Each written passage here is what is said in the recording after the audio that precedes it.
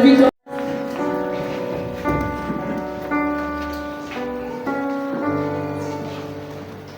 Merci Seigneur, toi qui rassembles les hommes autour de ta parole. Nous te bénissons parce que nous savons que tu es présent au milieu de nous. Alléluia.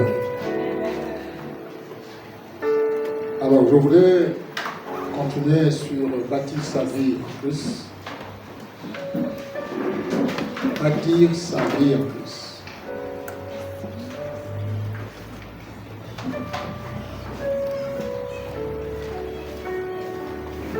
Nous avons introduit ce passage nous avons introduit ce thème avec le passage où Jésus dit que lorsqu'on veut bâtir et que l'on ne bâtit pas sur le roc, notre maison serait semblable à une maison bâtie sur du sable.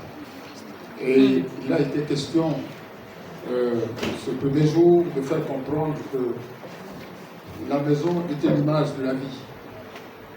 Notre vie, si elle n'est pas bâtie sur le solide, elle va à chaque fois trébucher, à chaque fois qu'il y a des eaux, qu'il y a des torrents, qu'il y a des pluies qui s'abattent sur elle.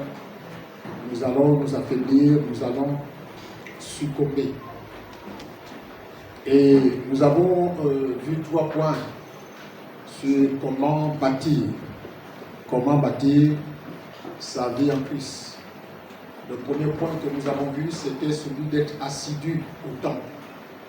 De nos jours, nous rencontrons des personnes qui veulent devenir des chrétiens mieux, matures, qui veulent devenir des chrétiens vraiment XXL, mais qui ont une vie irrégulière, qui ne sont pas réguliers, qui ont une vie irrégulière dans le temple. Et nous avons vu dans les Actes des Apôtres, dès que le Saint-Esprit est descendu, la Bible dit qu'ils étaient assidus au temple, ils étaient réguliers, ils étaient en permanence. Lorsqu'il y avait des rencontres, les apôtres étaient là avec le peuple. Et ça fait partie des points indispensables pour bâtir sa vie. Parce que lorsqu'on vient d'accepter le Seigneur, l'une des choses fondamentales, c'est d'être déjà à l'église. À l'église, pourquoi? Pour y être enseigné.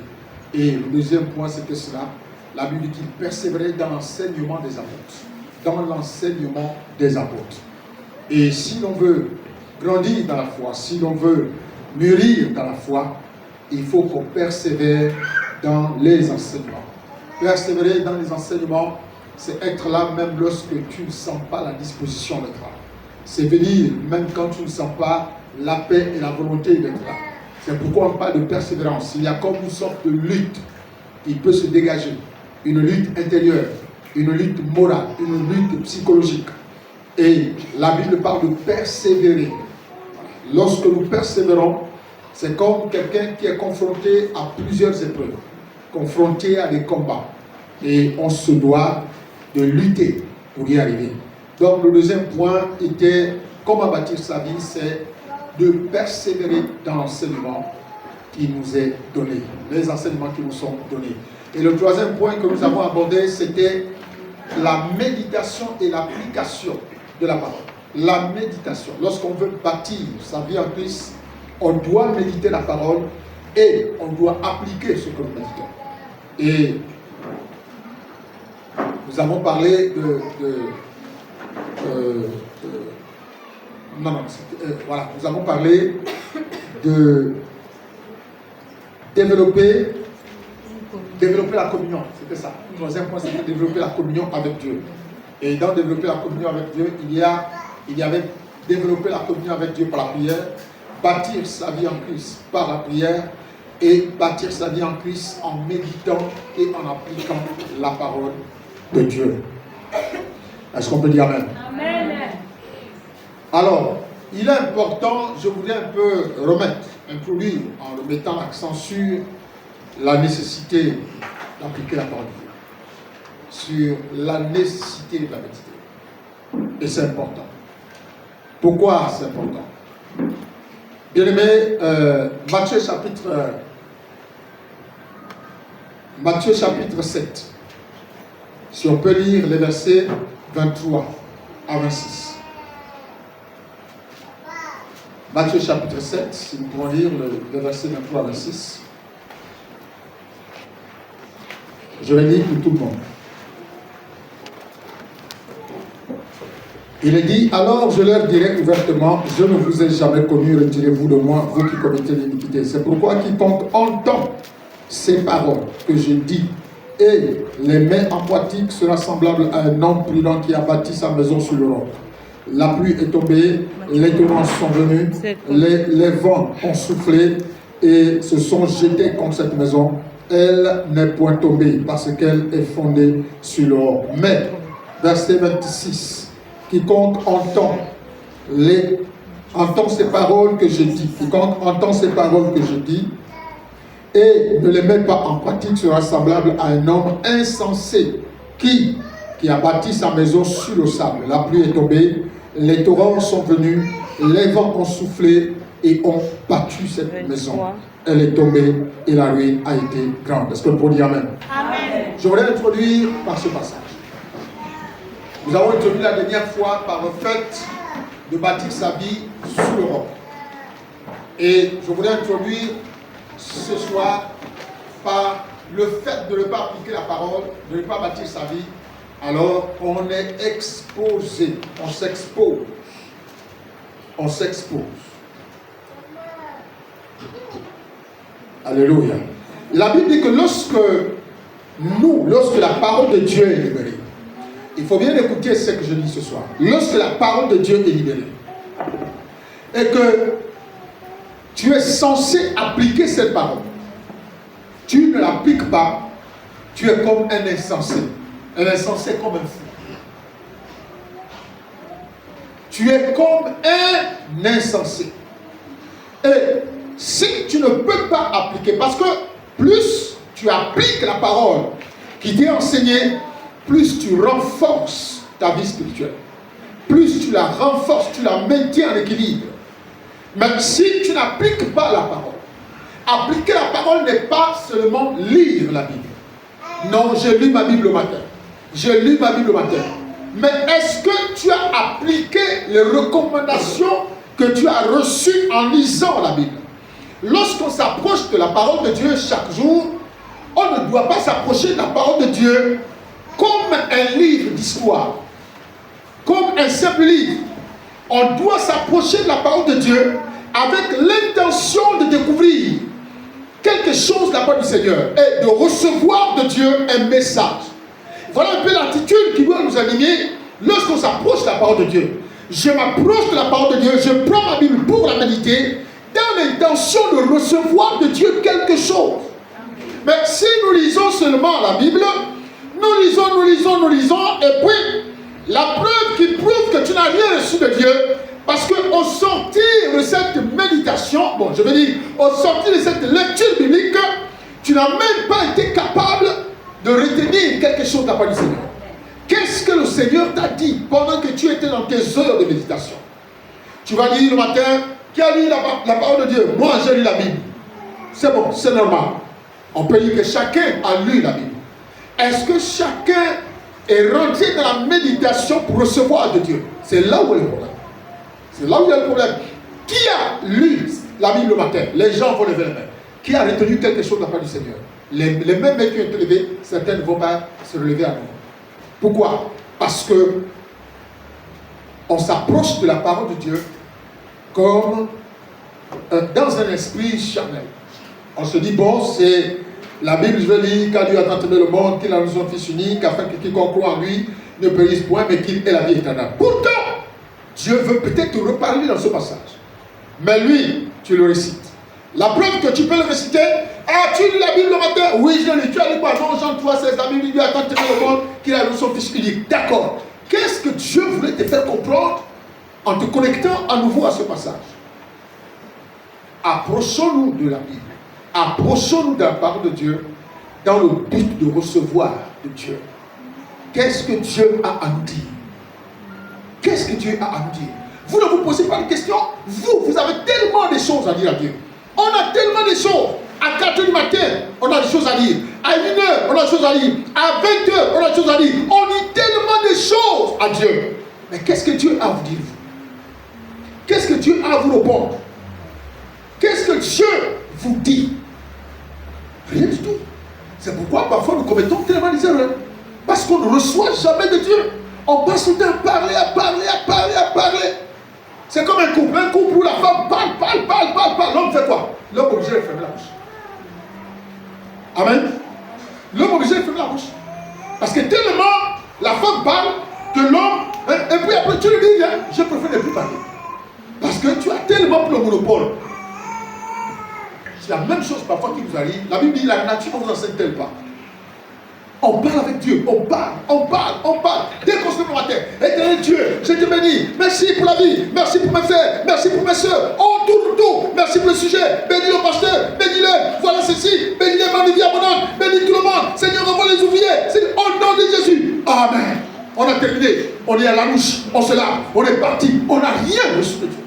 Nous n'avons fait que parler. Dieu ne nous a rien dit. Et le matin, quand on sort de là, on a été dans la présence du Seigneur. On est heureux parce qu'on a prié. Ça, c'est la routine. Mais l'intimité avec Dieu, c'est pas ça. Amen. Quelqu'un va comprendre? Ça, c'est la routine. L'intimité avec Dieu, c'est un rapport. C'est une relation qu'on développe avec lui. Qui n'a rien à voir avec... Non, là, juste un seul sujet de prière. Tu peux être là, dans sa présence avec ça. Amen. Mais nous, on pense que Dieu nous a écouté parce qu'on a pris du premier jusqu'au 20e sujet. On s'est dit non, là, Dieu nous a entendu. Mais quelle est sa réponse? Ok. En 365 jours, je l'ai dit ici une fois, on a 365 sujets de prière. Et combien de réponses? On n'a même pas 365 réponses de prière. Même pas. 365 sujets de prière. Aujourd'hui, on a un sujet de prière. Le matin, on a une autre. Après certains sujets qui arrivent avec les problèmes de la vie, on ajoute encore d'autres sujets de prière qui dépassent même le nombre d'années. Le nombre de jours, ça dépasse. Et Dieu ne nous a même pas répondu, même un seul jour. Même un seul jour. Et du coup, on quitte 2022, 2023, jusqu'à la fin de 2023, début 2024. On n'a même pas entendu la parole de Dieu.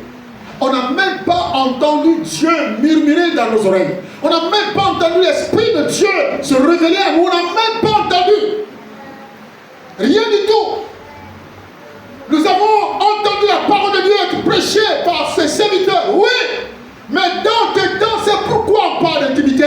Pourquoi on parle d'intimité? Parce qu'en dehors de l'Église, chacun a le devoir d'expérimenter cette connexion et cette relation avec Dieu.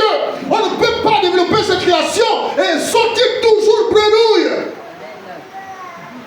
Dieu doit être capable de nous parler. Lorsque tu t'approches de lui avec l'idée de recevoir de lui, Dieu va nous répondre. Alléluia. C'est pourquoi dans son intimité, dans sa présence, on ne vient pas, c'est pas dans sa présence qu'on vient. Je te bénis pour mon frère, je te bénis pour ça, je te bénis, où tu viens exposer toutes les choses. Non. Et après tu termines, tu verrouilles ta prière au nom de Jésus. Amen. Allez, tu te lèves. L'autre, il faut quoi? Il ne lit même pas la Bible. Il se tire, il est au lit. Le sommeil les attire tellement vite qu'il est au lit. Les autres, c'est quoi? Non, tu parles au travail. Allez, commence à faire la petite ménagère. Pour la maison, pour quelqu'un qui vient de sortir la présence de Dieu. On nettoie, on lave, on aime à gauche et à droite. Quelqu'un qui vient de sortir de la présence de Dieu. Alléluia. Amen.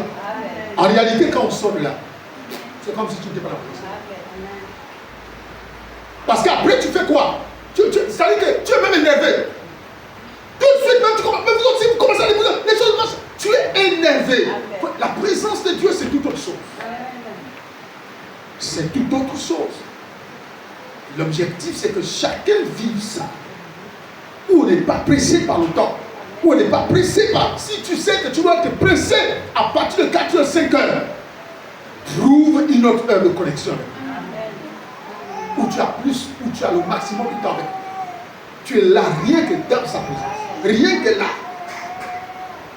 Alléluia.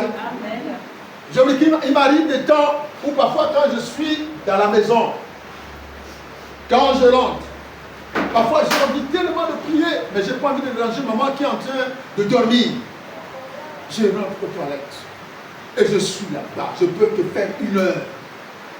Il arrive le moment où c'est maman qui m'appelle, mais Christian, Je suis aux toilettes. Parce qu'il arrive des moments où tu as besoin de cette intimité-là. Tu as envie de crier, mais bon, il y a quelqu'un à côté, tu n'as pas envie de déranger la personne. Tu as envie de quelque chose de particulier. Alléluia. Tu as besoin de ça. Et parfois, je reste là des heures et des heures. Aux toilettes. Juste parce que j'ai envie d'entendre Dieu me dire quelque chose. J'ai envie d'entendre Dieu me parler. Amen. C'est comme ça. Vous savez, quand on appelle les jumeaux, les enfants étaient bébés. Je crois que j'ai témoigné ça ici. Je suis arrivé, donc on dormait ici, on restait ici, et je me suis enfermé ici pendant 3 jours. Je vous dis la vérité. Si j'oublie que j'étais parti pour dire Éternel Dieu, non. Je me suis enfermé 3 jours, rien qu'avec la parole de Dieu. Je suis resté là et je bénissais seulement le Seigneur. Seigneur, merci, je suis venu t'entendre. Je ne suis pas venu parler avec toi. Je suis venu t'entendre. Ce que tu as me dit, je suis venu pendant 3 jours. Et tout ce que le Seigneur me révélait, si vous partez dans mon amour à l'aide, vous allez les cahiers comme ça. 1, 2, 3, 4, 5, 6, 7, 8, 9, 10, 11, 12, 13.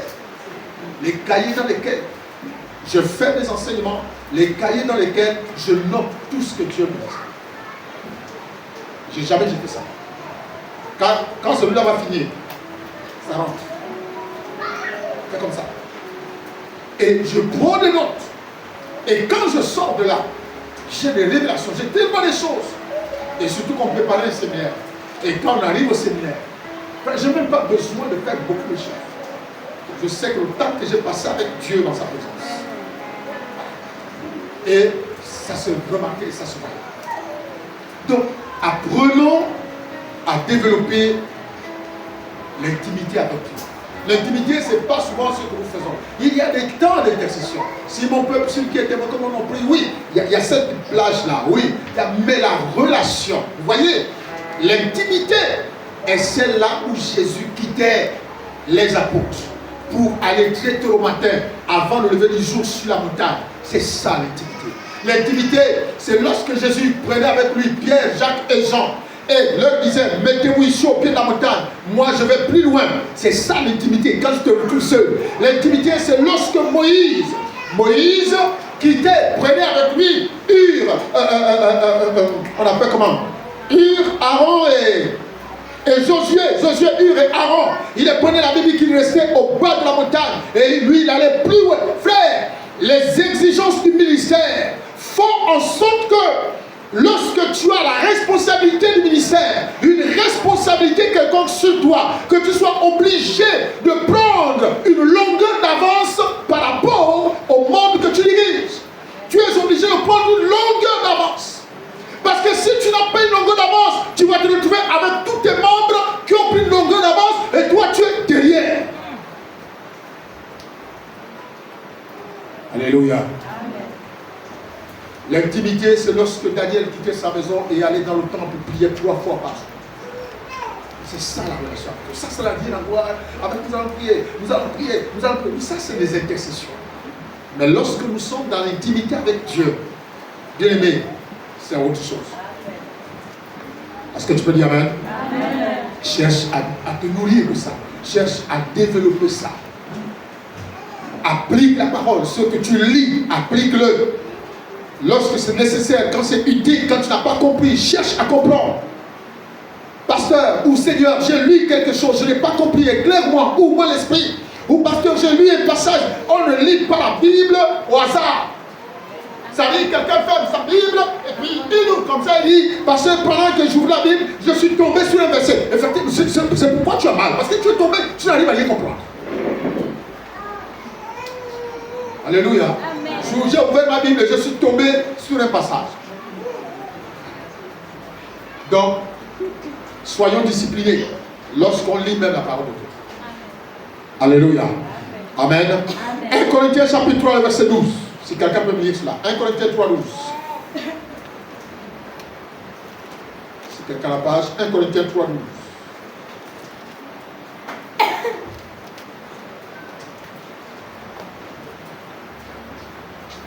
La Bible dit, or, si quelqu'un bâtit sur ce fondement avec de l'or, de l'argent, des pierres précieuses, du bois, du foin, du chaume, l'œuvre de chacun sera manifestée. Car le jour la fera connaître parce qu'elle se révélera dans le feu et le feu éprouvera ce qu'est l'œuvre de chacun. Est-ce que tu peux dire amen? Amen. La Bible dit que si l'on bâtit sur de l'or, avec de l'argent, de l'or, de l'argent, du fond, du chaume, la Bible dit l'œuvre de chacun sera éprouvée. Par quoi? Par le feu. Lorsqu'on bâtit sa vie dans le Christ, lorsque ta vie doit être bâtie sur le Christ, bien-aimé, cela ne signifie pas que les problèmes vont s'arrêter. Les problèmes surgiront. Mais la grâce que tu as, c'est d'être enraciné sur le roc, sur Jésus. La Bible dit que le feu va amener quoi? Va amener à l'épreuve des personnes qui ont été bâties par l'argent, par le feu, par le chaume, par le feu. Donc le feu va éprouver la foi des uns et des autres. Pour savoir si la parole que vous avez reçue vous a rendu solide. Pour savoir si la parole sur laquelle vous avez été bâti vous a enraciné. Ou alors tout simplement c'est des paroles à la légère. Dès que le feu souffle, le feu est allumé, dès qu'arrive l'épreuve, alors tu commences à te déstabiliser. Tu commences à te plaindre. Tu commences à abandonner. Tu commences à t'asseoir. La Bible dit,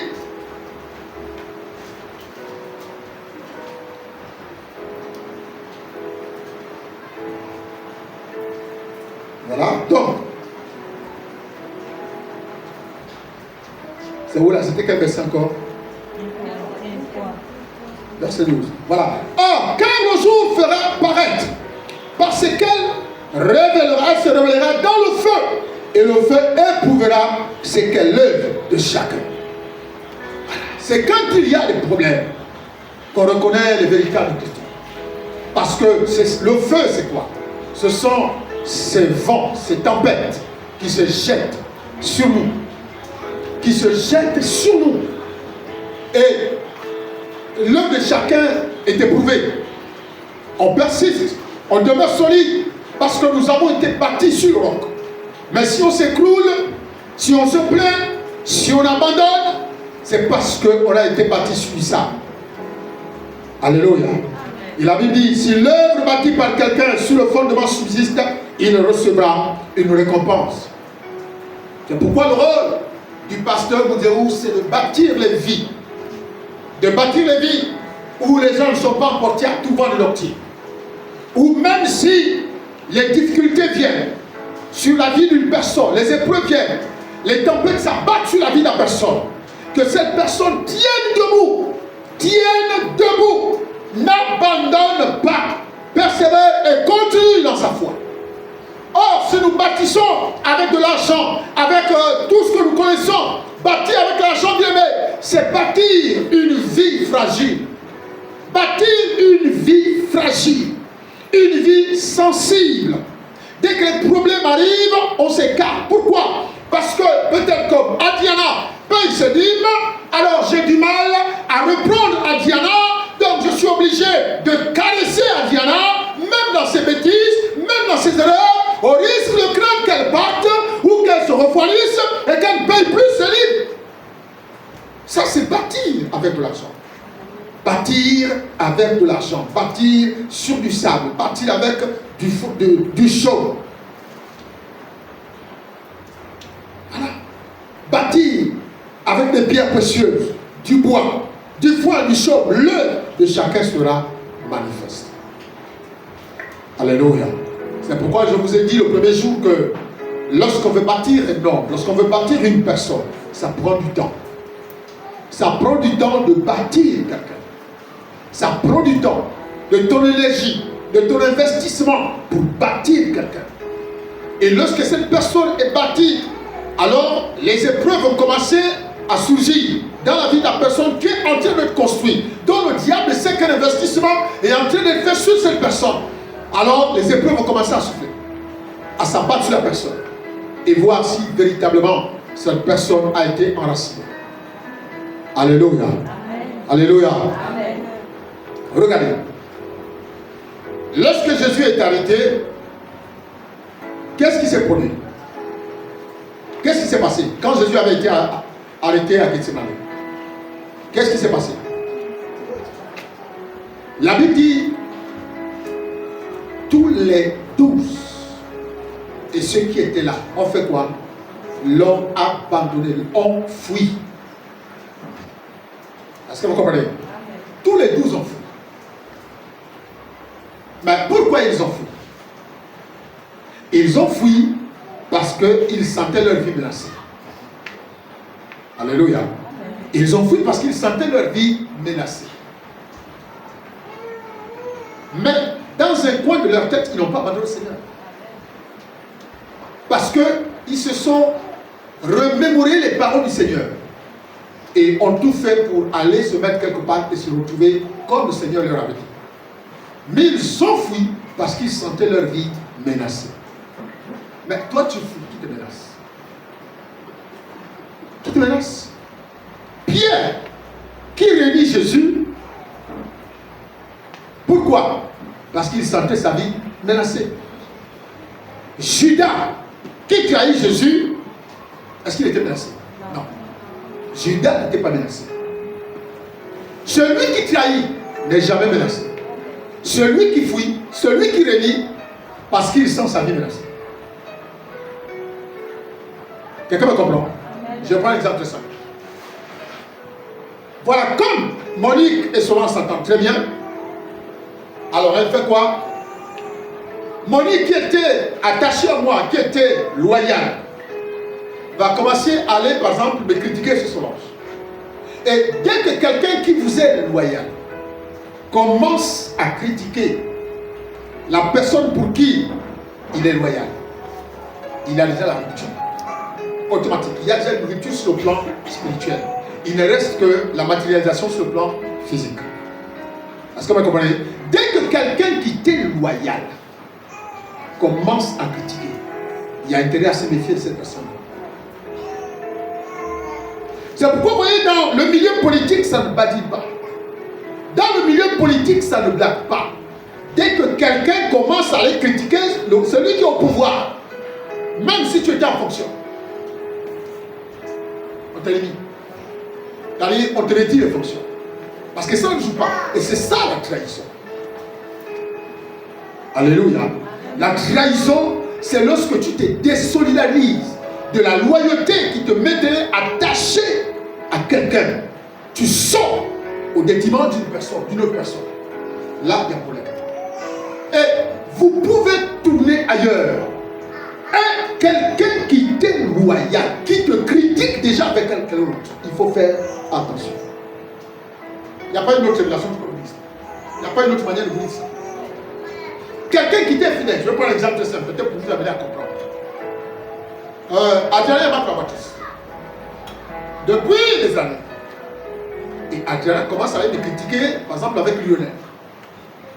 Lionel, tu sais, le pasteur. Tu sais, le pasteur. Il commence à me critiquer avec Lionel. Il y a danger. Il y a danger. Alléluia. Amen. Là, Adriana est en train de se désolidariser de moi. Elle est en train de briser cette loyauté-là.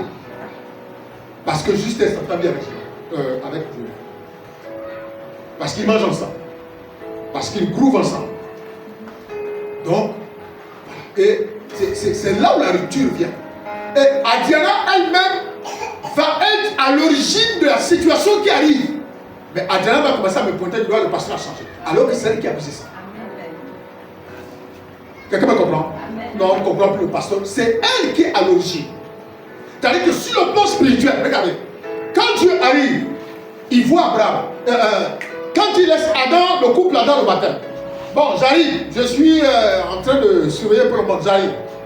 Mais les mêmes personnes qu'il a laissées, qu'il a vues le matin, quand il revient, il ne les voit plus. Il ne les retrouve plus. Mais c'est Dieu qui a construit la maison où ils habitent. Mais Dieu ne peut pas les chercher. Il devait connaître là où ils sont cachés. C'est Dieu qui a construit. Mais comment il peut les chercher? C'est parce qu'il y a eu rupture. Vous comprenez ça? Amen. Et quand il y a rupture, il y a ce voile-là qui s'installe. Et du coup, on a l'impression qu'on ne voit pas. Mais tu es où, Abraham? Tu es où, Adam, mais où es-tu? Alors il dit, je me suis caché. Mais pourquoi tu te caches? Amen. Et c'est ce qui se passe lorsque le point est brisé. Qui se cache? Ce n'est pas le pasteur qui se cache. C'est celui qui a brisé la relation qui se cache. Amen. Alléluia. Amen. C'est celui qui a brisé la relation qui se cache. Ce n'est pas le pasteur. Le pasteur continue de passer. Mais quand le pasteur ne te voit plus, là tu penses que le pasteur a changé. Amen. Vous comprenez ça? Amen. Tu penses que le pasteur a changé. Il ne te voit plus. Le pasteur passe. C'est vrai que tu lui dis bonjour pasteur. Oui bonjour, ça va? Oui ça va. Tu constates que le pasteur a changé. Et il retourne encore même voir l'erreur. Le pasteur maintenant il a changé, il devient bizarre. Alors que lui-même il a logé de ce qui arrive. Mais le pasteur ne le voit plus. Il cherche Adam. Adam, où es-tu? Je me suis caché. Mais pourquoi tu t'es caché? Pourquoi?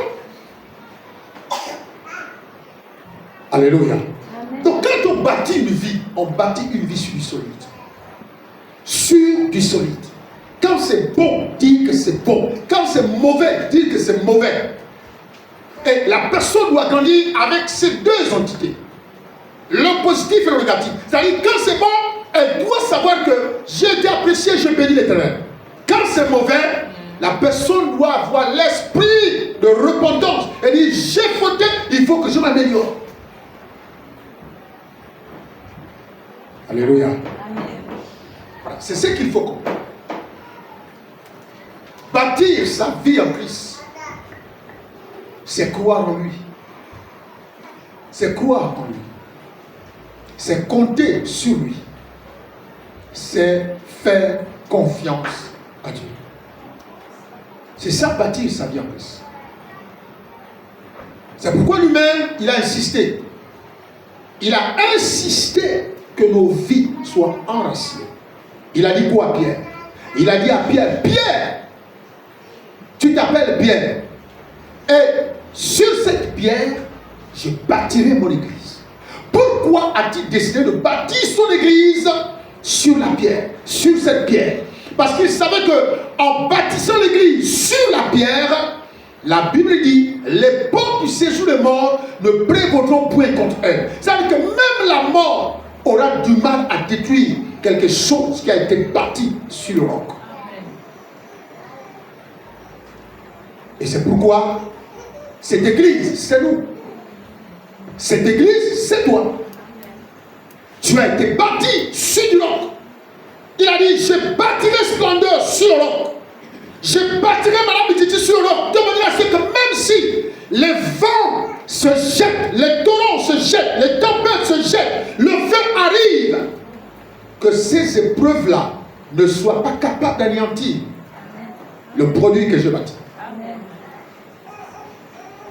Alléluia. Amen. Vous ne pouvez pas être bâti en lui, vous ne comptez pas sur lui. Vous ne faites pas confiance. Lorsqu'il dit, on est bâti en lui, ça veut dire qu'on doit être capable de compter sur lui lorsqu'il y a des temps difficiles. Alléluia. Amen. Frère, si vous n'êtes pas bâti, si vous êtes bâti sur autre chose, vous allez à chaque fois, vous allez avoir une foi qui vacille, une foi qui danse, une foi instable, une foi qui est à chaque fois perturbée, parce que ta vie n'est pas bâtie. Si deux sœurs dans l'église se disputent, deux sœurs dans l'église se disputent, celle qui a bâti sa vie sur le sable dirait que je viens plus à l'église. D'abord, je viens plus à l'église. Je viens plus à l'église. C'est le pasteur qui est le garant de l'unité, de l'entente dans l'église. Tu n'as pas discuté avec le pasteur, tu as discuté avec ta soeur. Mais tu fuis l'église pourquoi? Alléluia. C'est comme ça. Donc, bien aimé, ayez des vies, vous-même quand vous regardez, évaluez vos attitudes, évaluez vos comportements, regardez comment vous réagissez lorsqu'on commence à vous pointer du doigt, lorsqu'on commence à vous reprendre, lorsqu'on commence, bien aimé, à taper du poing sur la table vous concernant.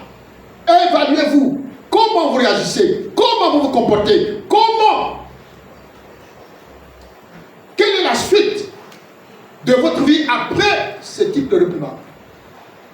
C'est pourquoi l'apôtre dit que si on bâtit nos vies avec de l'argent, avec de l'or, avec du chaux, avec du foin, l'œuvre de chacun sera éprouvée. Et c'est quand il y a l'épreuve qu'on reconnaît la solidité de l'Église. C'est quand il y a une épreuve. Est-ce que tu peux dire Amen? Amen. Comment bâtir sa vie en plus? Quatrième point. S'imposer une discipline. Imposer une discipline à sa vie. Imposer une discipline à sa vie. Imposer une discipline à sa vie.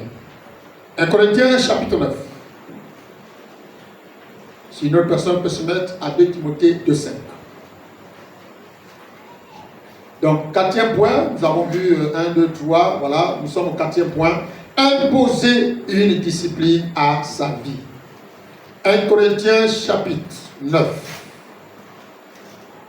le verset 25. Quelqu'un d'autre se met à 2 Timothée 2,5. Je lis 1 Corinthiens 9, 25.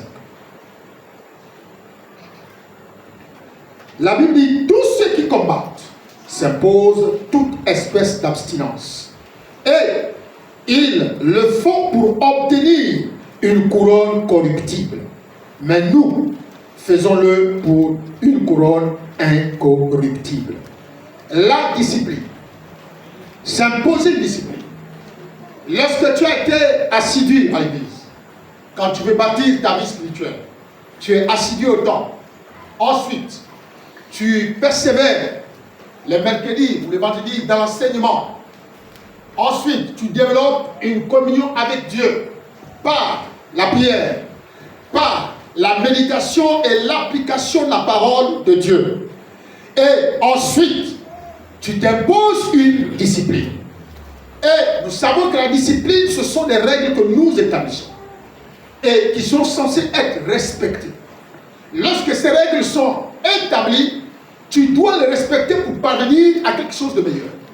C'est pourquoi la Bible dit que tous ceux qui combattent, bien aimés, s'imposent toutes sortes d'abstinences pour obtenir une couronne incorruptible. C'est-à-dire que la discipline va t'éloigner de tout ce qui n'est pas de Dieu. Lorsque tu décides de te séparer de quelque chose, c'est-à-dire que dans la discipline, tu peux perdre quelque chose que tu estimais qu'elle était bonne. Tu peux perdre parce que tu veux déposer des principes et des règles pour obtenir quelque chose de glorieux de la part du Seigneur. Donc il faut déposer une discipline. Si tu veux devenir meilleur, tu déposes une discipline. Bien aimé, jusqu'à ce qu'on parte d'ici, je jeûnais une fois par semaine tous les mercredis.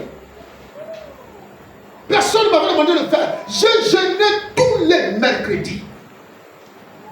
Jusqu'à ce que les jumeaux soient avec moi. Tous les mercredis, je jeûnais. Il faut se poser une discipline. Lorsque j'étais croyant, chrétien, je n'étais même pas ancien. Je jeûnais une semaine. Je jeûnais 21 jours. Je jeûnais un mois. Je faisais des retraites. Personne ne me demandait. Je le faisais parce que je me suis imposé une discipline. On ne devient pas meilleur parce qu'on a vu l'autre faire à la télé.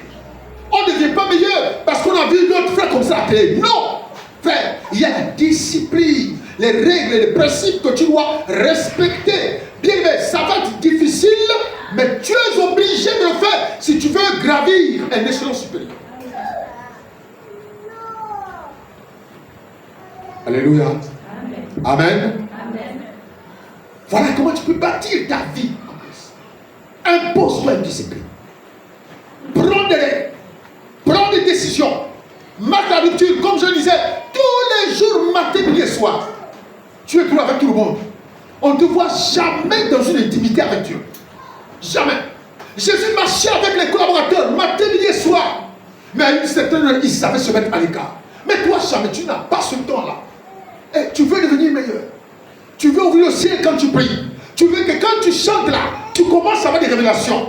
Bien aimé, la révélation, l'excellence dans le ministère vient lorsqu'on s'impose une discipline. Je vais lire ce verset. On était où là? Hein? 1 Corinthiens 9, 25. La Bible dit, 1 Corinthiens 9, 25. Qu'est-ce qu'elle dit? Tous ceux qui combattent s'imposent toute espèce d'abstinence. S'imposent toute espèce d'abstinence. Ça veut dire que je ne veux plus faire ceci. Je ne vais plus faire cela. Pourquoi il le fait? À la recherche, non d'une couronne corruptible, mais d'une couronne incorruptible. Et il faut pour obtenir une couronne corruptible, voilà, nous le faisons pour obtenir une couronne incorruptible. Lisez-moi 1 Timothée, 2 Timothée 2,5, si quelqu'un a la page. 2 Timothée 2,5. Et l'athlète n'est pas couronné. Et l'athlète n'est pas couronné s'il n'a combattu suivant les règles. s'il n'a combattu suivant les règles. Le couronnement de votre excellence ministérielle, le couronnement de votre excellence ministérielle, c'est-à-dire dans ce que tu fais, dans ton champ, dans ta prédication, dans le ministère, ce que tu fais, le couronnement là arrive parce que tu te serais imposé des règles. La Bible dit aucun athlète n'est couronné sans avoir, relis-moi le verset, on va le relire doucement. Et l'athlète n'est pas couronné. L'athlète n'est pas couronné S'il n'a pas combattu. S'il n'a pas combattu suivant les règles. Lorsque vous voyez les Jeux Olympiques, il y a 8 couloirs autour du stade.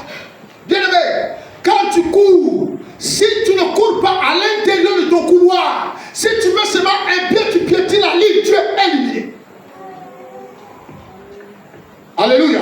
Aujourd'hui, nous avons les goals. Quand on doit tirer le pénalty là, tu ne dois pas sortir avant que le joueur n'ait mis la balle au pied. Donc, si, avant qu'il ait touché le ballon, si tu avais déjà mis le pied pour faire une détente, on recommence le pénalty. Et souvent, ça, quand je suis ça m'énerve. Parce qu'on avait déjà, peut-être notre candidat avait déjà arrêté. Voilà encore un but qui arrive parce qu'on a recommencé le pénalty. C'est juste parce que tu n'as pas suivi les règles. Alléluia. Amen. Le couronnement, le succès. Frère, nous sommes des athlètes. Et nous courons pour une couronne incorruptible. Vous savez, quand quelqu'un est déjà aux Jeux Olympiques, c'est pour bientôt à Paris. Quand quelqu'un est déjà aux Jeux Olympiques, quand il voit le 100 mètres, il regarde à gauche, il regarde à droite, il sait que c'est les sprinters. C'est les Usain Bolt qui sont là. Mais lui, il ne pense pas qu'il va échouer. Lui, il va affronter les vrais. Il va affronter les champions. Et pour marquer l'histoire, c'est important d'affronter toujours les champions. Amen. Alléluia. Amen. Voilà, dans son palmarès, il dira, j'ai couru avec Usain Bolt. Même si j'ai échoué, mais j'ai couru avec lui. Le fait déjà d'être dans sa présence, déjà ton palmarès, alléluia. Amen.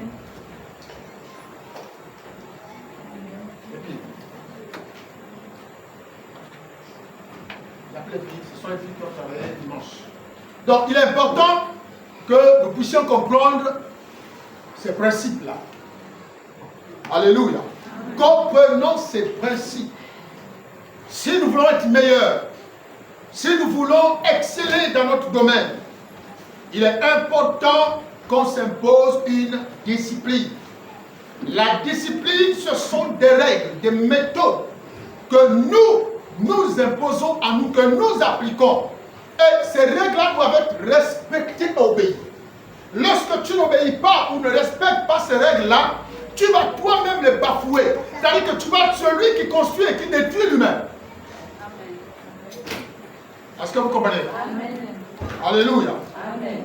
Donc c'est la même chose. Un athlète n'est pas couronné sans avoir respecté les règles. Donc je disais que ces règles peuvent nous amener à une exigence, à abandonner certaines choses, délaisser certaines choses. Regardez. Si tu veux développer une communion, une intimité avec Dieu, combien de temps tu passes avec les hommes par jour? Combien de temps tu passes avec les hommes par jour? Et quand tu dois prier, c'est une prière de formalisme. Seigneur, je te bénis, je te rends grâce, merci pour la journée, je vais dormir, je vais aller. Tu dis à ton gars du corps, viens me garder. C'est tout. Nous avons passé des heures avec les hommes et avec Dieu, nous passons 5 minutes. Le lendemain, c'est avec la même chose. Nous sommes en communion avec les hommes. Nous passons du temps avec les hommes, mais rien du tout. Combien de temps nous passons devant la télévision? Combien de temps? Et combien de temps nous passons avec Dieu? Combien de temps nous passons devant la télévision? Je vais initier une journée téléphone. Dites avec moi une journée téléphone. Répète-le. Très bien. Cette journée-là, je vais l'initier pour les gens de Kifia. Je vais donner les programmes, les heures où tu dois te connecter à ton WhatsApp ou à Facebook ou à tout.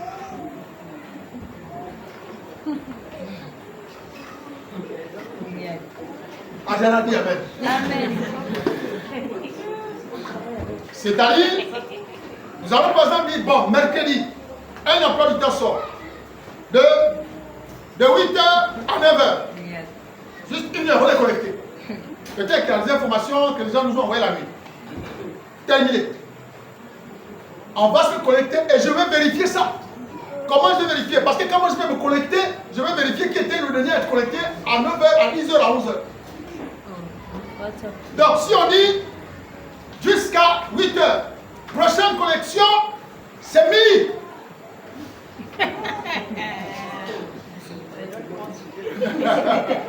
Prochaine connexion à midi. Mais le travail. Bon, parce qu'il y a des gens qui travaillent par le téléphone. Prochaine connexion midi. Amen. Parce que je vous dis la vérité, non, le téléphone a trop pris la place. Ouais. Trop pris la place. Et c'est vraiment un problème. On n'a plus le temps. Vous savez, même la méditation, on n'a plus le temps de méditer. On va directement sur l'internet, on cherche. On n'a même plus le temps de méditer. On n'a plus ça. La prière, tout, on n'a plus le temps. Je comprends pourquoi Charles Moumbaya, pourtant ce n'était pas un cantique de louange, hein. Il avait composé téléphone. Téléphone, tu m'as déçu. Le mensonge c'est dans le téléphone. Tout c'est dans le mensonge. Mais après, quand j'ai regardé, je me dis, ça se met pas une louange. Mais oui, quand on est inspiré, il y a des choses qu'on est obligé de composer. Mais tout le monde a écouté ça, dit oui, ça, quand même, c'est vrai. Le téléphone aujourd'hui, on passe plus du temps, le téléphone devient notre ami quotidien. On passe plus du temps avec le téléphone qu'avec Dieu. On passe le temps plus avec les hommes, même quand je sais, qu'avec Dieu. C'est-à-dire, avec les hommes, allez, comment tu vas? Madame Titi, Maman So, Maman Ado, Maman... On passe le temps là, on zappe, on tourne. On est avec les hommes, mais pas avec Dieu. Pas avec Dieu. Ça va secouer. Ça va secouer. Alléluia. J'imagine Adriana en train de... Après tout de suite, après, on a dit qu'on se connecte parce que c'est fini les gars. Elle aura la fièvre. Dès que tu as déjà connecté. Elle aura la Alléluia. fièvre. Voilà, il faut qu'on s'impose une discipline. Lorsqu'on veut devenir meilleur, lorsque tu vas par exemple à la retraite, si tu fais autant pour moi une retraite spirituelle, mais tu es obligé de te déconnecter. Tu es obligé d'arrêter le téléphone. Obligé. C'est tout. Nous on faisait les retraites, tu n'as pas de téléphone. Le téléphone là c'est tout de suite là. Les 20 dernières années, il n'y avait pas de téléphone qui va te mettre le téléphone. Même quand Alcatel One Touch était arrivé là, qui te coûtait 180 000 One Touch Club. One Touch. Alcatel. Aujourd'hui tu peux payer ça à 10 000. Mais ça, c'était le téléphone peut-être le plus moins cher. 180, 130, 160. Aujourd'hui. Donc bien aimé, si nous voulons devenir meilleurs, bâtissons nos vies en lui. Amen. Amen. 1 Corinthiens chapitre 15. 1 Corinthiens 15, 33. Quelqu'un pour lire. 1 Corinthiens 15, 33.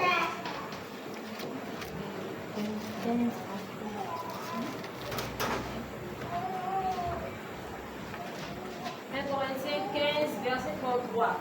Mhm. Ne vous y trompez pas. Ne vous y trompez pas. Les mauvaises compagnies Les mauvaises compagnies corrompent les bonnes mœurs. corrompent les bonnes mœurs. C'est ce que tu peux dire, amen. Amen. Non, ton amen est trop faible. Est-ce que tu peux dire amen? Amen. Lorsque tu veux bâtir solidement ta vie en Christ, attention au choix de tes amis. Amen. Alléluia. Amen. Il y en a qui ont l'art de détourner. Il y en a qui ont l'art de garer. Il y en a qui ont l'art de manipuler les consciences des autres pour les amener à devenir défaitistes comme eux. Il y en a qui ont l'art de faire ça. La Bible dit les mauvaises compagnies. Qui est la mauvaise compagnie?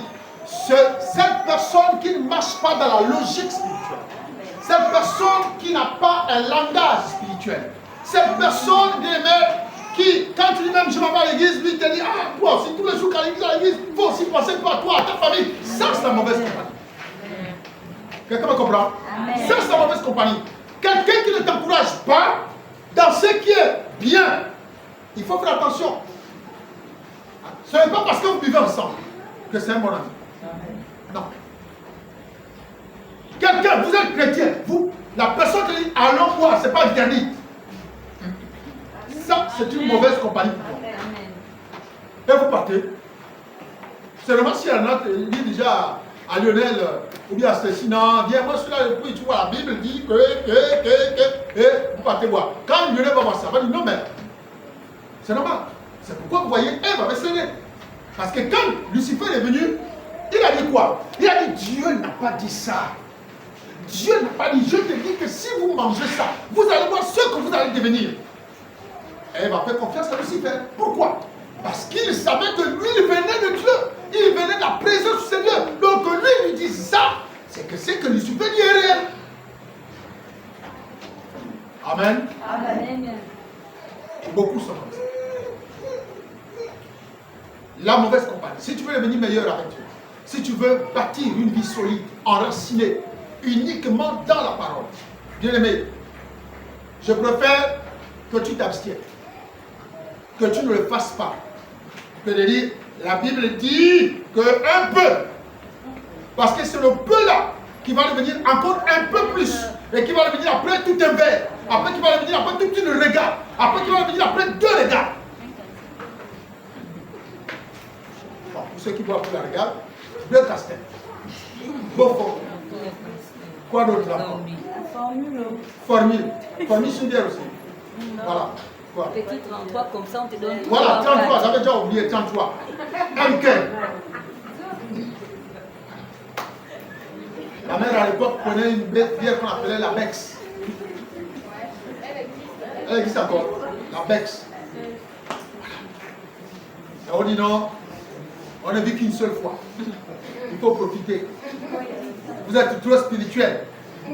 Et quand vous buvez comme ça, le lendemain, quand vous regardez à l'église, les soulards, vous regardez là, les soulards, les gnoleurs. Ah, ça on fait comment? Allez, quand il repart là, il recommence.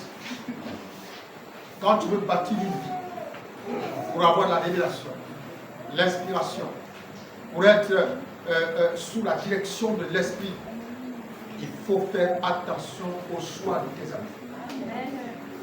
Dans l'église et hors de l'église, fais attention à tes choix, à tes amis. La Bible est claire, la mauvaise compagnie. Si la personne que tu as une influence négative sur ta vie, frère, tu vas l'évangéliser là, il va même pas t'écouter. Mais lui, il aura une ascendance sur toi. Dès qu'il parle, bon, toi aussi, tu veux me parler, laisse d'abord, aujourd'hui c'est pas l'église, demain va à l'église, mais allons d'abord quelque part, et puis tu es parti. Et j'ai souvent l'habitude de dire, entre le plus et le moins a tendance à influencer le plus. Alléluia. Amen. C'est pourquoi vous voyez, un moins font combien? Moins et moins, ça fait combien? Plus. Ça fait? Plus. C'est pourquoi vous voyez les personnes de même signe font toujours ça. Alléluia. Les personnes de même signe sont ensemble. C'est mieux qu'il y ait des signes opposés. Parce que si le moins arrive à influencer le plus qui était dans l'autre, ça va devenir un plus. Donc ça veut dire un ici. Et puis, voilà. Tu peux dire Amen? Amen. Est-ce que tu peux dire Amen? Amen. Donc, fais attention à la manière dont tu bâtis avec les gens qui bâtissent. Entoure-toi les personnes qui peuvent t'apporter un plus sur le plan spirituel. Entoure-toi les personnes qui peuvent t'apporter. Il y a des personnes qui vont pas à l'église, mais qui peuvent t'apporter de très bons conseils. Qui ne vont même pas te dire non, mais toi avec l'église, tous les jours que l'église, non, ils te disent non. Maman, papa, continue d'aller à l'église, prie, continue de prier. On ne peut pas se détacher de Dieu, mais qui te donne de bons conseils. Entoure-toi des personnes qui peuvent te propulser, des personnes qui peuvent te lever, des personnes qui n'ont à cœur que ton bonheur. Alléluia. Amen. Qui n'ont à cœur que ton bonheur, qui ont un langage de l'esprit, qui peuvent te tenir la main. Alléluia. Amen. Moi, je ne parle pas d'assistance parce que quelqu'un te donne l'argent. Il ne faut pas abandonner les amis quand vous devenez des poètes de l'Internet. On n'abandonne pas les amis, on te donne l'argent. Ce n'est pas parce que quelqu'un te donne l'argent. Ce n'est pas parce que quelqu'un te donne l'argent ou quelqu'un t'amène les cuisses de poule. Non. Il y a, quand tu regardes, tu vois qu'il n'y a aucun intérêt. Un vrai soutien est là pour te propulser, pour t'aider à marcher, même quand tu trébuches, pour t'aider. Les conseils sont là, te donnent des bons conseils, jour après jour. Entoure-toi de ces personnes. Pas de celui qui t'amène une regard. Pas de celui qui te dit allons manger une pizza. Pas de celui qui te dit viens allons prendre un pot. Et tu penses que quand vous partez par le pot là, c'est là où tout le Congo ça commence. Et tu es content, non, vraiment, heureusement qu'il n'y a que toi. Tu es mon associé. Et tu dois, juste à cause du copinage. Copinage charnel. Amen. Amen. Amen. Si tu veux devenir meilleur, il y a des choses que tu es obligé d'abandonner. Parfois même certaines relations, tu es obligé de couper. Quand tu vois qu'elle t'apporte rien, ne te nourrissent pas spirituellement, tu es obligé de couper. Pourquoi? Parce que tu te sens que plus tu demeures avec ces relations-là, tu sens que tu ne progresses pas. C'est toujours, tu habites à voisine, tu habites machin, vous aussi à l'église, même vous aussi avec l'église, vous abusez. Non, c'est tous les jours. Non, écoute, Marco, je te donne un conseil. Tu vois toujours des choses, et puis après tu attends. Sinon tu as raison, c'est fini. Le plus c'est devenu le plus. Sinon tu as raison. Vous devez être ceux qui influencent les gens. Amen. Par votre conduite, par votre langage, par vos décisions spirituelles. Vous devez être ceux qui influencent les gens. Ne vous faites pas influencer, même si c'est moi qui te donne de l'argent matin, midi et soir. Mais quand tu sens que c'est que le pasteur me dit là, je sens qu'il est en train de me mettre en bas. Tu n'es pas obligé d'accepter. Dis non, papa, là, je ne peux pas accepter. Parce que là, je sens que tu es en train de me remettre encore en bas. Il faut refuser. Amen. Et vous avez l'Esprit de Dieu pour connaître et savoir ce qui est bien et ce qui est bien. Donc, si tu veux bâtir ta vie, entoure-toi des personnes spirituelles. Entoure-toi des bonnes personnes. Point final. Ces personnes vont t'aider à bâtir. Quand tu trébuches, elles vont te conseiller. Quand tu as des difficultés, elles seront là. Quand tu as des problèmes, sauf l'influence de la personne ne pourra pas avoir d'effet dans votre vie. Si quand vous trébuchez, vous gardez vos bouches fermées. Et vous dites, ce n'est pas toutes les choses qu'on parle au pasteur. Ce n'est pas tout qu'il faut dire. Il faut toi-même aussi, parfois il faut prier. Mais pourtant, quand tu pries, depuis que tu pries matin, midi et soir, tu as du mal à te relever. Entoure-toi des personnes pour t'aider à te relever. Moïse n'a pas été ingrat. Moïse n'a pas été super spirituel. Moïse a été humble. Lorsque, au cours d'un combat sur la montagne, se sentant faible, il s'est fait aider.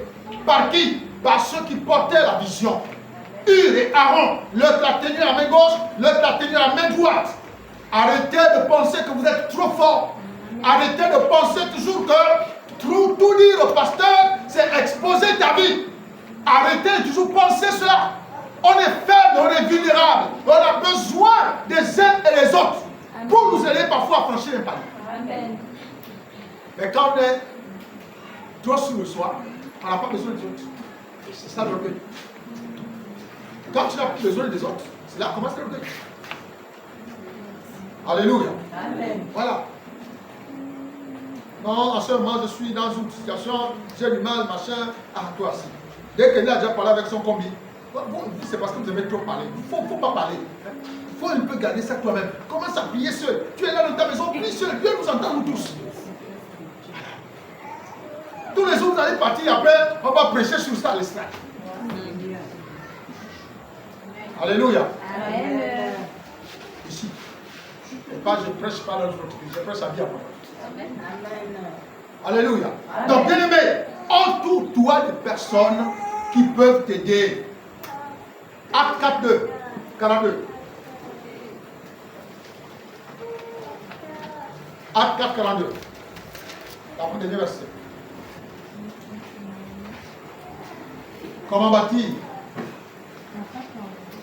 sa vie en Christ? Il n'y a pas le verset 42. Il n'y a pas le verset 42. Acte 2, 42. Acte 2, 42. Il persévérait dans l'enseignement des apôtres, Il persévérait dans l'enseignement des apôtres, dans la communion fraternelle, la communion fraternelle, dans la fraction du pain la fraction du pain et dans la prière. et dans la prière. Alléluia. Nous avons parlé de la persévérance dans l'enseignement des apôtres. Si l'on veut bâtir sa vie en Christ, la Bible dit d'avoir, de développer la communion fraternelle. Là, quand la Bible parle de fraternelle, on parle des vrais frères, des vraies sœurs. La communion fraternelle. Pour ajouter à ce qu'on vient de dire, il est important, bien aimé, quand tu es entouré par des frères, par des sœurs, nous avons grandi comme ça, dans une communion fraternelle. On aime aller visiter les frères. Je vous dis la vérité, si je manque, que Dieu me pardonne. Le pasteur Bouka est là, Jean-Claude n'est pas là. C'est-à-dire que l'environnement qui était le nôtre, on ne critiquait jamais les gens. On allait toujours un peu, on taquinait toujours. Oh mon Dieu, tu as mis son ange là. Non, c'est comme ça, nous tous on lit. En fait, là, c'est quand ça nous amusait nous tous. Mais jamais tu vas voir qu'on est en train de critiquer quelqu'un. C'est pourquoi ça n'existait pas au milieu de nous. Amen. Ça n'existait pas. L'environnement dans lequel on a évolué, progressé, est un environnement spirituel. On pouvait manger le gâteau, on va acheter. Les pères et les mères de famille, on achète le gâteau. On mange, on lit, on est là, ça lit. C'est comme ça qu'on a évolué. L'amour, la communion fraternelle. Ça faisait du bien de visiter les personnes. On était heureux d'aller voir un frère, d'aller visiter une personne. On aimait ça. Mais aujourd'hui, parfois, les visites se transforment en visite de Congossa. Et quand ça se transforme en visite de Congossa, on ne bâtit plus. Amen. Là, on est en train de détruire. Amen. Si tu veux bâtir ta vie en Christ, je précise bien en Christ, donc tu es obligé de te conformer au nom sur lequel tu bâtis ta vie, Christ. Donc entoure-toi des frères et des sœurs, des vrais frères et des vraies sœurs. C'est tout. Il n'est pas exclu que quelqu'un se plaigne. Non. Je peux me plaindre. Je vois Madame Bouka, oui, je voudrais me confier, oui. La dernière fois, j'étais avec Divine, de la manière que Divine m'a parlé, ça m'a fait mal. Oui, ça passe, c'est normal. Parce que si tu ne te plains pas, tu vas étouffer. C'est normal de te plaindre. Maintenant, la seule chose, quand tu te plains, c'est pour quel but? C'est pour quel but? Parce que si c'est pour dire non, pardon, ne va pas dire. Là, c'est là où tu as gaspillé même ta place. Si c'est pour dire non, c'est pas la peine, il ne faut pas dire non, je ne veux pas qu'elle sache. Ça veut dire que le but était pour détruire. Parce qu'elle, quand elle va garder ça, elle va te tenter peut-être à dire à quelqu'un d'autre jour. Vous voyez? Donc, si tu te plains, c'est parce que tu veux soit qu'on arrange, soit qu'on répare quelque chose qui t'a fait du tort. Mais si tu dis non, ne parlez pas, alors tu te plains, pourquoi? Pourquoi tu te plains? Si ce n'est pas pour réparer, si ce n'est pas pour te réconcilier avec ton frère, pour que l'amour revienne, la santé revienne, mais tu te plains alors pourquoi? Si vous ne voulez pas qu'on répare une situation, ne vous plaignez pas. Amen. Si vous vous plaignez, vous prenez au statut de Bible. Amen. Si Si tu te plains, c'est parce que tu ne connais pas. Amen. Je voudrais peut-être que tu n'as pas la force de voir ton frère ou ta soeur, mais tu passes par quelqu'un qui peut t'aider. Et puis la personne va vous dire, bon, écoutez, ok, et vous priez, c'est bon. Mais si c'est pour dire non, non, c'est bon, il faut laisser, j'ai besoin seulement de me libérer. Mais ça, c'est pas te libérer. Amen. Tu vas garder la rancune dans ton cœur. Dès que tu n'auras pas réconciliation avec ton frère, la rancune va se lever dans ton cœur. Dès que tu vas voir ton frère, ton aspect, ton attitude va changer vis-à-vis de lui. Juste parce qu'on n'a pas de Amen. Amen. Donc, bien aimé, la communion fraternelle. Lorsque la communion édifie, lorsque la communion a pour objectif de construire, de bâtir, de consoler, de fortifier, de restaurer la vie de son frère, là, c'est la communion fraternelle. Mais si c'est pour aller détruire l'autre, si c'est pour aller parler de l'autre, si c'est pour aller faire tout ce qu'on veut là, là, c'est la destruction, c'est plus la communion fraternelle. Amen. Amen. Dernier verset, 2 Corinthiens chapitre 13, verset 14. 2 Corinthiens 13, 14. Bâtir sa vie par une bonne communion fraternelle avec les autres. 2 Corinthiens 13. Il n'y a pas 14. 1 Corinthiens 13, 14, c'est quoi? 2 Corinthiens 13, il n'y a pas 14. 2 Corinthiens 13, 14, il n'y en a pas.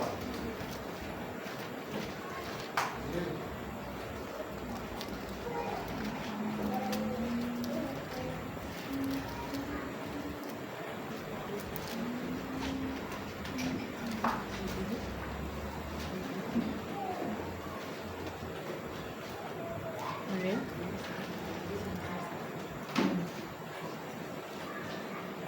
On lit d'abord, mais lis. Peut-être dans la Bible, on a pas. Lis-nous. Et c'est quel verset? 2 Corinthiens 13, verset 14. Oui, moi j'ai vu ça dans la Bible, dans le téléphone. Que la grâce du Seigneur Jésus-Christ, C'est ça. l'amour de Attends, Dieu, on va le chercher. Chez nous, c'est 13. Chez nous, c'est 13. Ah, dans la Bible, oui, c'est au 13. Dans la Bible, c'est au 13. Oui, vas-y. Moi, ça se passe. Mais effectivement, dans le téléphone, c'est 14.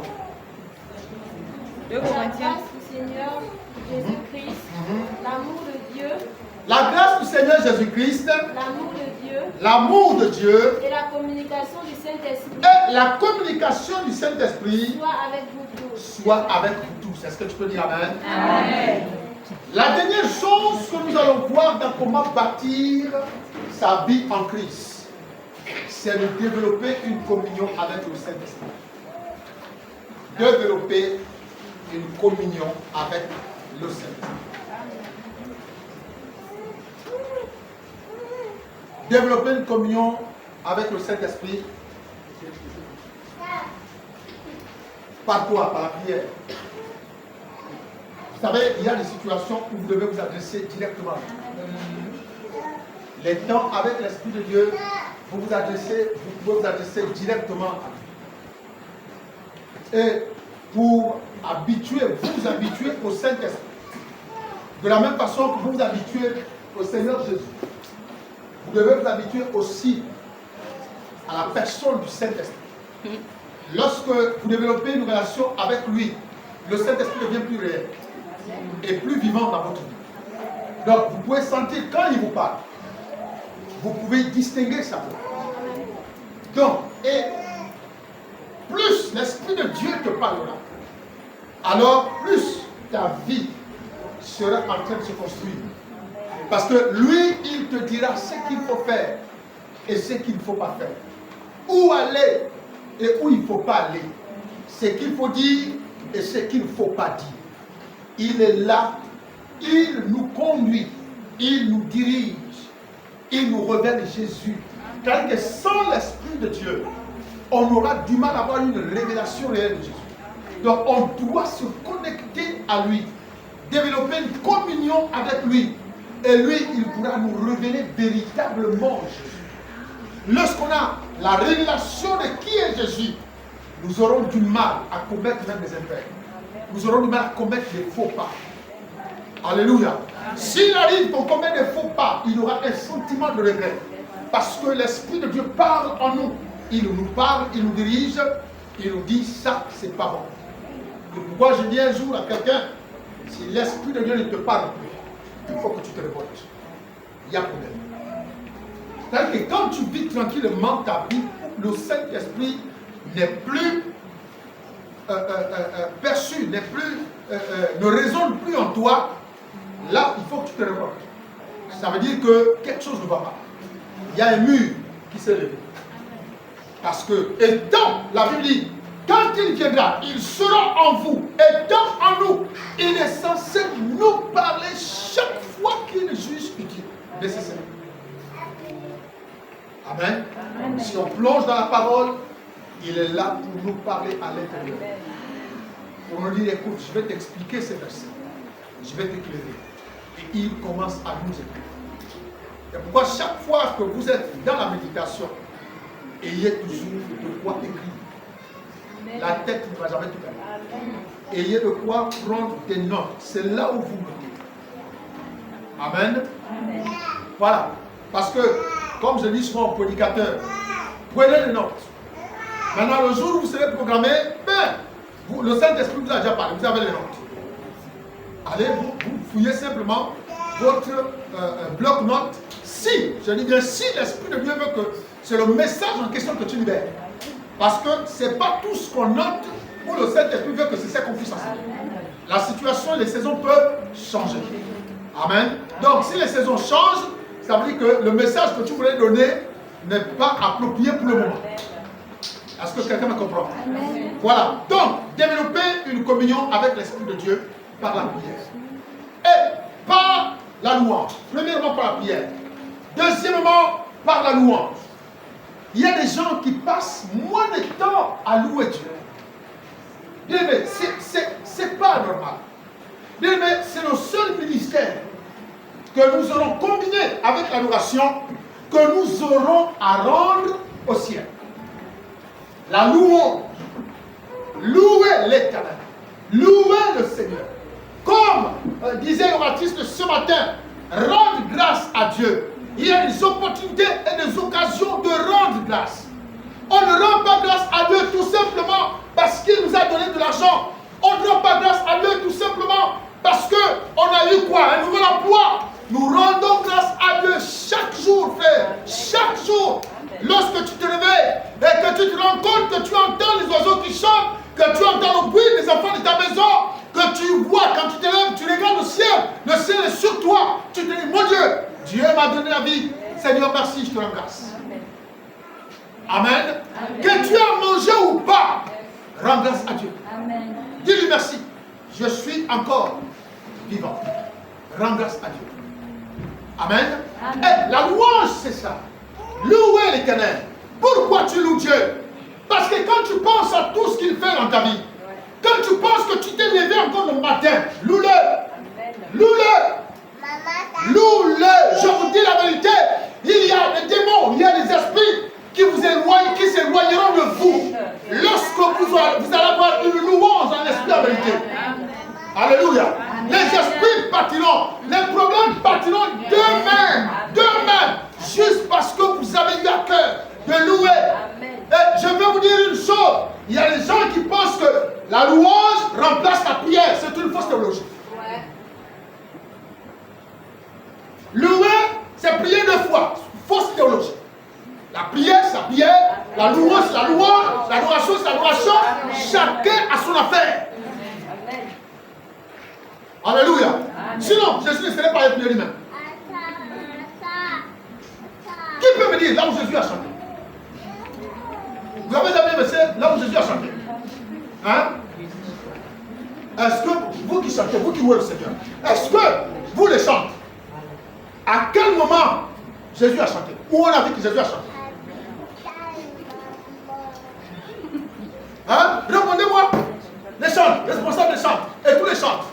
Oh, je suis chanteur, je suis chanteur. Répondez-moi, quelle est la place au monde que Jésus a chanté avec les autres?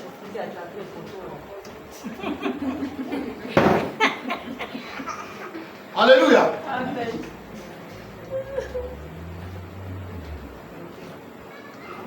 C'est pendant qu'il préparait, je crois, on appelle ça comment? lorsqu'il était assis à table avec cette femme, la Sainte Sœur. La Bible dit, après avoir chanté des cantiques.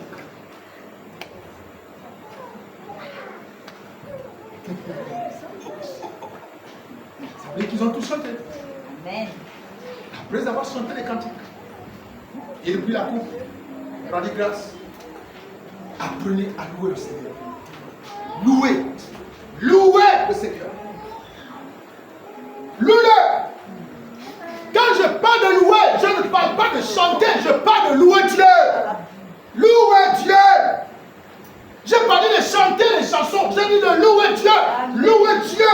Dans ta louange, on doit être capable de reconnaître le bienfait de Dieu à l'intérieur. Amen. On doit être capable de reconnaître ce que Dieu fait. Développons cette communion avec l'Esprit de Dieu. Parce que pendant que tu adores, pendant que tu le loues en esprit, bien aimé, l'Esprit de Dieu te lève, te transporte et te donne une autre image du Seigneur Jésus, de l'œuvre de la croix. Et là, frère, quand tu sors de là, tu vas te rendre même compte que pendant que tu es en train de louer et communément avec l'adoration, tu es transporté dans la Vérité. Amen. Amen. Amen. Adorons l'Éternel. Par la prière. On développe une communion avec l'Esprit de Dieu par la prière, par la louange, par l'adoration. L'adoration. Alléluia. Amen. L'adoration.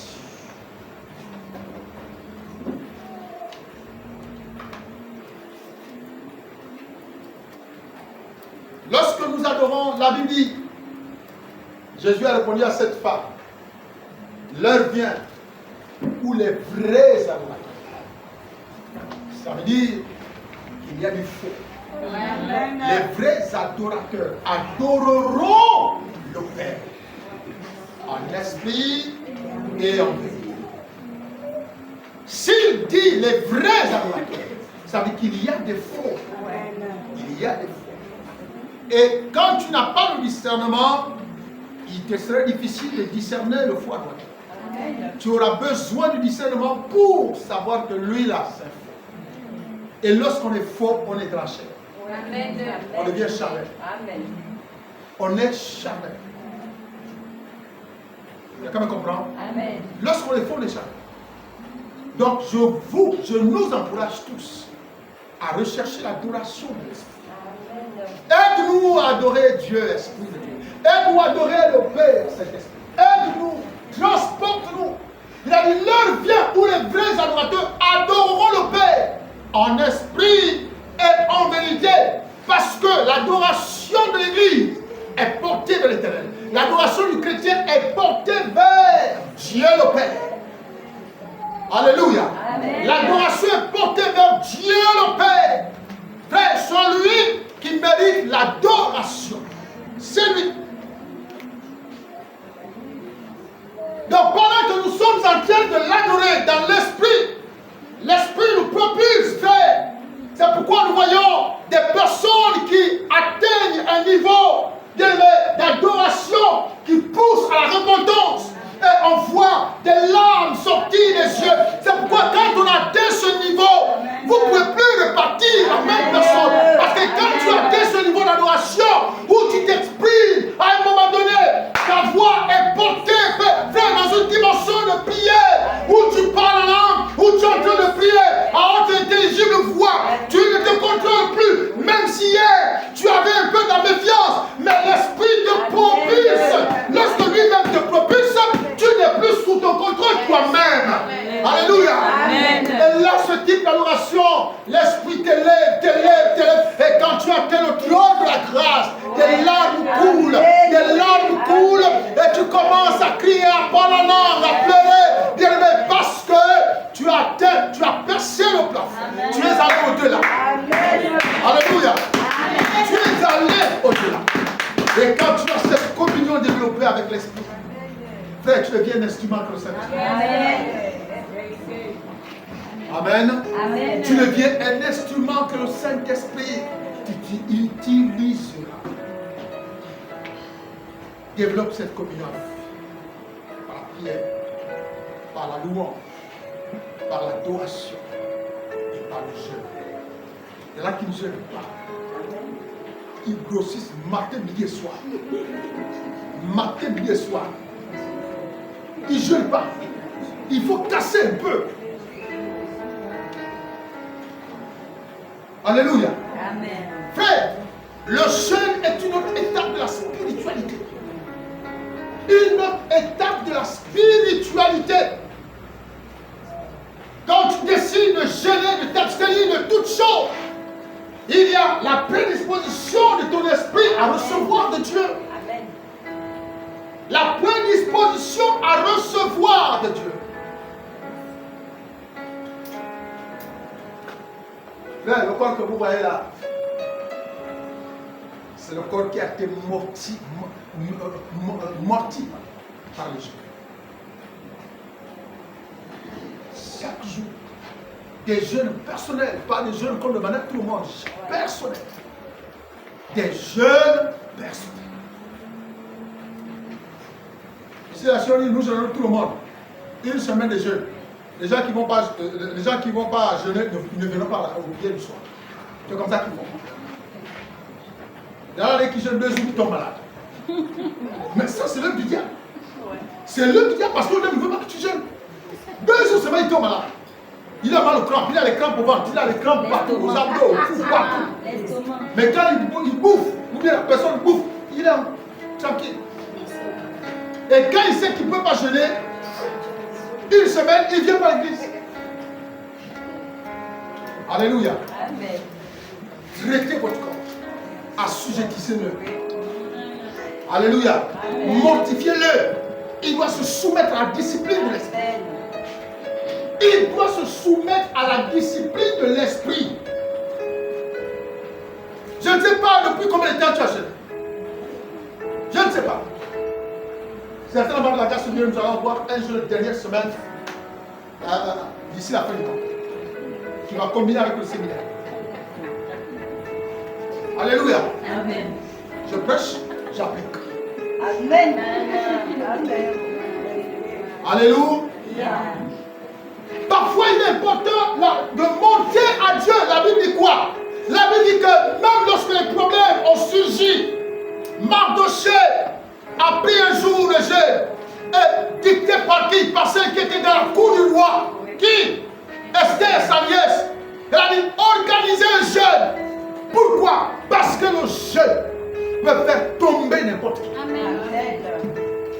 La puissance spirituelle d'un jeûne peut ouvrir toutes les portes, même les plus verrouillées. Alléluia. La Bible dit que quand Jésus a jeûné 40 jours, rien ne lui a résisté. Quelqu'un me comprend? Dès qu'il vient, il voit le diable. Au nom de Jésus, il voit qu'il a les gens qui arrivent. Oh, tout ce qui sort, même avec le doigt simplement, il fait les gestes de mouvement. Mais toi, tu ne jeûnes pas. Tu ne loues pas. Tu ne pries pas. Tu n'es pas régulier à l'église. Tu ne viens pas aux enseignements. Mais tu veux seulement, tu restes là. Moi, je suis chrétien. Je suis chrétien depuis. Moi, c'est que Dieu me parle. Il ne te parle pas, c'est faux. Il ne faut pas raconter ça. Quelqu'un me comprend? Amen. Parce que Dieu te parle dans une relation avec lui. Est-ce que quelqu'un me comprend? Amen. Comment veux-tu que Dieu te parle? Tu ne le vois jamais, tu ne le rencontres jamais, tu ne vas jamais chez lui. Tu ne cherches pas à savoir ce qu'il veut, mais tu dis que Dieu te parle. Comment? Alléluia. Amen. Amen. C'est pourquoi je sois dit à ceux qui prophétisent. Je ne sais pas pourquoi vous ne prophétisez plus. Parce qu'après, il ne faut pas venir, c'est la chair. Pourquoi les gens ne prophétisent plus? Je vais vous dire pourquoi. Moi, je vais vous répondre. Ils ne vont pas me répondre, moi, je vais vous répondre. Pas du tout. Alléluia. Pourquoi les gens ne prophétisent plus? Quand vous êtes connectés.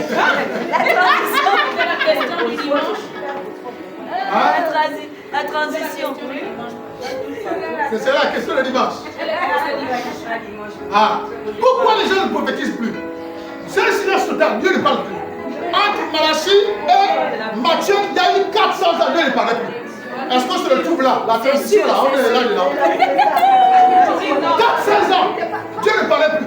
Entre Malachie, le livre de Malachie qui est au dernier dans l'Ancien Testament, et Matthieu, il n'y avait plus de prophétie. Dieu ne parlait plus. On a peur de la prison. Dieu ne parlait plus. Mais j'ai constaté que on ne parle même plus, il n'y a plus rien. Même quelque chose, Dieu même vraiment nous mettre là, quelque chose à nous mettre sous la dent, pour que Dieu nous fortifie. Rien, il n'y a plus rien. Il y a quoi? On s'est déconnecté du Seigneur. Lorsque tu te déconnectes de la communion, le principe qui te conduit à la gloire, ça, c'est un pasteur qui nous avait dit, Guy Martial Divouni, à Bethany Port-Gentil. Il nous a dit, n'abandonnez jamais un principe qui vous conduit à la gloire. Et j'ai retenu cette phrase-là, intégrale. N'abandonnez jamais un principe qui vous conduit à la gloire. Toi, tu ne pries plus. Tu passes ton temps à te lamenter. Les pleurs. Je vais manger quoi? Mais ceci, mais cela. Donc, l'esprit qui était disposé à recevoir de Dieu est rempli de toutes les plaintes de ce qu'on doit manger, de ce qu'on ne doit pas manger. Alors, du coup, l'esprit cherche. Il devient comme dans Genèse chapitre 1. L'esprit de Dieu se mouvait au-dessus des têtes des membres de vie abondante. Cherchant qui il va trouver pour mettre son message. Alléluia. Amen. Lorsque tu te déconnectes de ce qui te permettait d'être arrosé, tu ne peux plus recevoir. Alléluia. Amen. C'est pourquoi il y a le silence. C'est pourquoi il y a le silence. Est-ce que les gens n'adorent pas Dieu? Et ici, l'esprit de prophétie descend quand l'atmosphère d'adoration est élevée. Amen. Pour vous amener à comprendre l'importance de l'adoration. Mais, pourtant, ça je peux comprendre. Parce qu'il faut être un prophète. Qu'il y ait l'adoration ou qu'il n'y ait pas d'adoration, tu peux libérer un message. C'est normal que ceux qui ont le don reçoivent le don dépositaire d'un don spirituel, surtout celui de la prophétie. Alors il faut d'abord que l'atmosphère soit préparée. Lorsque l'atmosphère est préparée, et puis l'Esprit de Dieu se mouvait au-dessus des vies abondantes. Et il a trouvé qui? Solange. Je peux pas, principal éternel. Ah! Mais je ne peux pas encore entendre ça. Alléluia! Mais je ne peux pas encore entendre ça. Ce jour-là, restons silencieux. Enfin, Dieu a pas de pitié de nous. Alléluia! Ce jour-là, restons silencieux. Dieu a pas de pitié de nous. Il y a un problème. Il y a. Amen. Amen. Il y a un problème. Lorsque on est le canal par lequel Dieu parle, même s'il est vrai que Dieu peut prendre n'importe qui, amen, mais ça veut dire que si Dieu n'a rien à nous dire, c'est que tout va bien. Amen. C'est que tout va bien.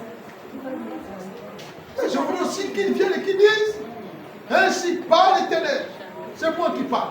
Solange ne vient plus parce qu'elle est en colère. Ah, mais je entends ça aussi.